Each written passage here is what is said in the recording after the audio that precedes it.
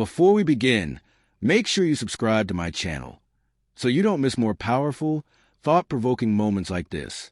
It began as nothing more than a relaxed evening at one of her friends' dinner gatherings.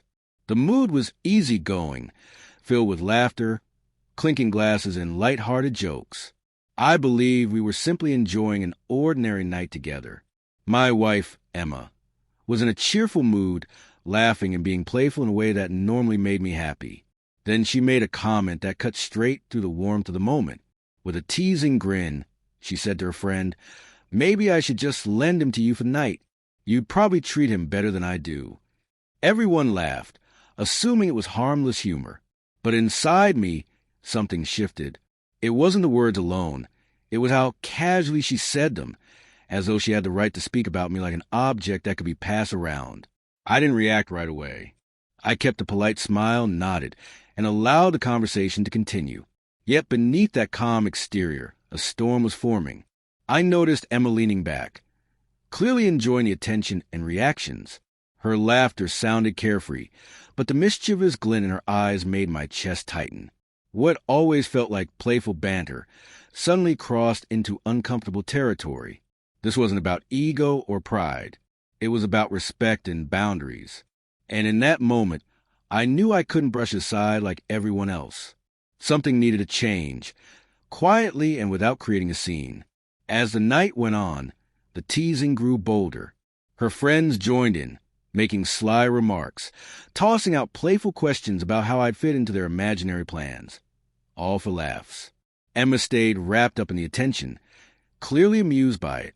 I remained composed, taking slow sips of my drink and watching it all unfold. I didn't feel the need to argue or raise my voice.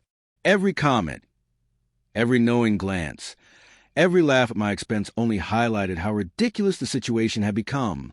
And the longer it continued, the more I resolved to make a silent, controlled exit, not driven by anger, but by self-respect and clarity. When the evening reached its most chaotic point, with laughter echoing loudly and Emma fully absorbed in the playful energy around her, I gently took her hand. It wasn't dramatic or confrontational, just a calm, intentional gesture that made her pause. She stared at me, surprised, her brows lifting. "What are you doing?" she whispered. I gave her a soft smile and simply said, "Let's go." That was all. No argument. No explanation. As we left the room, the noise of conversation and laughter continued behind us, unaware that something significant had already shifted. The night had taken an unexpected turn, one no one inside the house could have imagined. We walked to the car in complete silence, streetlights stretching our shadows across the pavement. The laughter she had been caught up in was gone, replaced by a quiet unease I'd never seen on her face before. I could sense her heartbeat quicken as she realized this wasn't just stepping away for air. It was a clear, unspoken message. By choosing to leave together, I had reshaped the entire narrative without saying a word. The very man they joked about giving away had chosen to remove himself with calm certainty, leaving her to confront the weight of it all.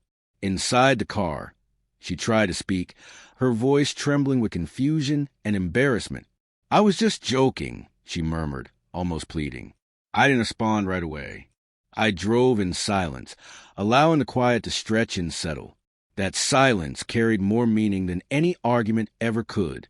It was a reminder that even the lightest jokes leave marks. Her playful expression faded, replaced by nervous humility. Clearly, she hadn't expected this outcome. I don't think it ever crossed her mind that her teasing could push me to make a move beyond her control. We eventually pulled over at a peaceful overlook outside the city, the town's lights glowing faintly in the distance. I turned toward her, still calm, and finally spoke. "You joke about me like I'm some toy," I said quietly, "but this isn't pretend. This is real life, and reality doesn't always play along." Her eyes widened. She tried to smile it off, but couldn't. The shift was undeniable. The playful experiment had turned serious, and she wasn't prepared for it. Just then, her phone rang. One of her friends from the party was calling, laughter echoing loudly through the speaker. "Where did you two go?" they shouted, amusement still buzzing in their voices.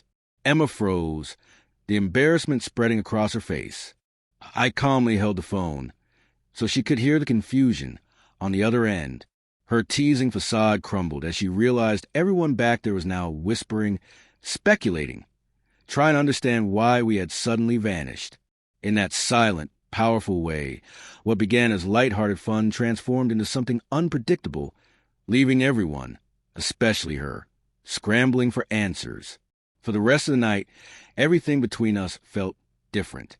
Emma grew quiet, thoughtful, weighed down by the realization of what her words had caused. I didn't scold her. I didn't demand an apology. I didn't raise my voice.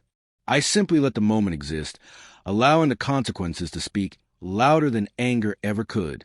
By leaving with her, I had preserved my dignity and reversed the power dynamic, proving that calm restraint carries far more authority than reckless humor. By morning, she finally broke down, apologizing through tears and shaking words. She was humbled, shaken, and fully aware of how far her teasing had gone. For me, the message was clear. Respect, boundaries, and self-worth are not up for negotiation. And sometimes, the quietest response delivers the strongest impact. No one could predict the outcome of that night, but the result was undeniable. The joke had backfired completely. What started as harmless fun shifted the balance in subtle yet irreversible ways, and Emma learned that some lines once crossed lead to consequences no one forgets.